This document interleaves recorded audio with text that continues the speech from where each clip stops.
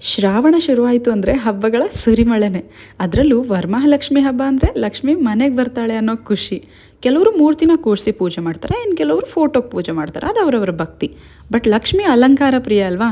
So ನಾನು ನಿಮಗೆ simple affordable yet beautiful decoration ಐಟಮ್ಸ್ನ ಯೂಸ್ ಮಾಡಿ ಹೆಂಗೆ ಪೂಜೆ ಸೆಟಪ್ ಮಾಡಿದ್ದೆ ಅಂತ ತೋರಿಸ್ತೀನಿ. Hope this helps you.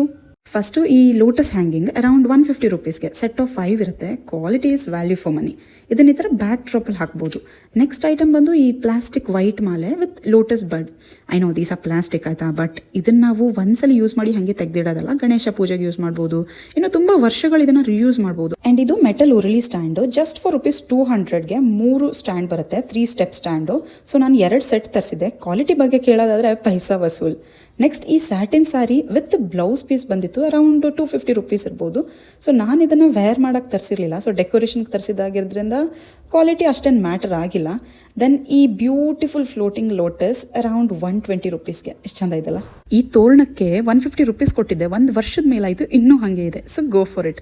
Back ಡ್ರಾಪ್ಗೆ yellow and white net curtains ತರಿಸಿದ್ದೆ, ಅರೌಂಡ್ 200 ರುಪೀಸ್ ವಿತ್ ಲೈಟ್ಸ್ ಬಂದಿತ್ತು. ಈ ಎಲ್ಲ ಪ್ರಾಡಕ್ಟ್ಸ್ನ ಮೀಶೋಯಿಂದ ತರಿಸಿದ್ದು. ಸೊ ನಿಮ್ಗೇನಾದರೂ ಬೇಕಿದ್ರೆ ಕಮೆಂಟ್ ಆರ್ DM ಮಾಡಿ ಲಿಂಕ್ ಅಂತ. ಈ ವರಮಹಾಲಕ್ಷ್ಮಿ ನಮ್ಮ ಎಲ್ಲರ ಮನೇಲೂ ಶಾಂತಿ, ಸಮೃದ್ಧಿ ಆ್ಯಂಡ್ ಲೋಟ್ಸ್ ಆಫ್ ಹ್ಯಾಪಿನೆಸ್ ತರಲಿ.